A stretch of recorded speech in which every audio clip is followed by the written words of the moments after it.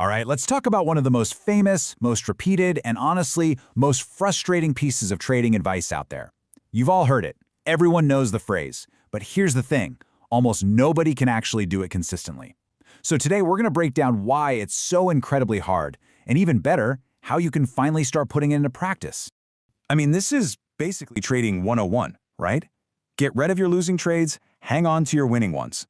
It sounds like the absolute foundation of making money in the markets. So if it's that simple, why is it the number one thing that trips up so many traders? And that right there is the huge question we're diving into. You see, the gap between knowing this rule and actually living it, it's just massive. And it turns out the answer has way less to do with your charts and your indicators and everything to do with what's happening right between your ears. So yeah, let's get into the psychology of it all. Because your real opponent here, it isn't the market. It's your own brain. I'm serious. The very same wiring that helped our ancestors survive in the wild is actively working against us when we trade. It's a psychological fight long before it's a financial. And here's the big one, the main culprit. It's called loss aversion. Think about it.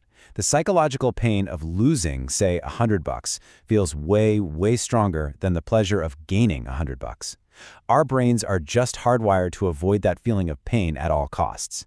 And this creates a couple of really dangerous instincts when you're staring at a live trade.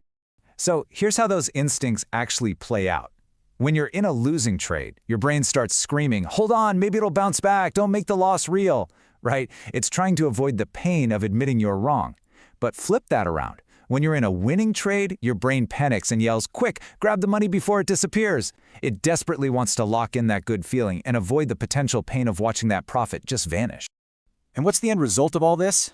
Oh, it's pretty disastrous. When you listen to those primal instincts, you end up doing the exact opposite of what you're supposed to do. You hold your losers, hoping they'll turn around, which lets them get bigger and bigger. And you cut your winners way too early, keeping them tiny. It's a perfect recipe for failure, and it's all driven by our own natural wiring.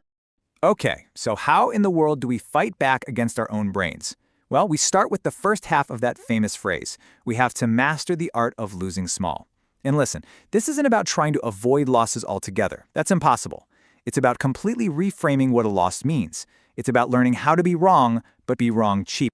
And this right here is such a crucial point. The pros, the really successful traders, they don't have a crystal ball. They go into trades assuming they're going to be wrong a lot of the time. See, profitability isn't just about your win rate. It's about the size of your average win compared to the size of your average loss. That is the entire game, right there. The big mindset shift here is to just remove all the drama. Taking a small loss isn't some huge personal failure. It's just a piece of data. That's it. The traders who actually make it treat cutting a losing trade like they're filing some boring paperwork. There's no ego involved, no getting mad. It's just a simple, okay, that setup didn't work out, on to the next one. All right, now let's talk about the other side of the coin. And honestly, for a lot of people, this is actually the harder part. I'm talking about resisting that incredibly powerful urge to just snatch a small profit off the table before it gets away. You know, it's a weird but really powerful psychological quirk.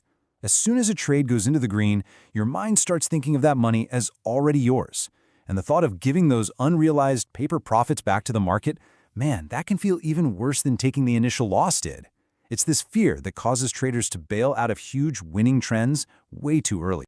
And here's the simple math that proves why this is so important. Look at the good habit scenario. You could be wrong half the time, but if your average win is twice as big as your average loss, you're going to be profitable over time. Now look at the bad habit. You could have a 60% win rate, which sounds great, right? But if you let your losses get out of control and you cut your winners short, you will still lose money. The math doesn't lie. And really, it all boils down to this. One. Just one. One good trend, one big winner that you actually managed to let run, that single trade can pay for 10, maybe even more of those small administrative losses we were talking about. That's how you build a profitable trading account. It's all about finding that asymmetry. So, how do the pros actually pull this off in the heat of the moment? You might think they have nerves of steel or some kind of iron willpower, but that's not it. They have something way more effective, a plan. Their secret weapon is having a risk profile defined before they ever get into the trade. The key, really, is to have a pre-trade checklist. Before you even think about clicking that buy or sell button, you have to answer 3 simple questions. First, how much am I willing to lose on this specific trade? Second, under what exact conditions will I get out if it's a loser? What price? What signal? And third, what signals will confirm to me that the trade is still working and I should stay in? By answering these before your emotions are running high, you basically make the hard decisions for your future self. And that, ultimately, is the fundamental shift you have to make. Profitable trading isn't about being brave. It's not about gritting your teeth and hoping a losing trade comes back. It's about being prepared. It's about having a system that takes that whole internal debate, the fear, the greed, all of it, out of the equation when the pressure's on. So that's what we'll leave you with. The next time you're looking at a setup, ready to put your money on the line, ask yourself this one simple question. Is this an emotional bet fueled by hope, or is it a planned execution?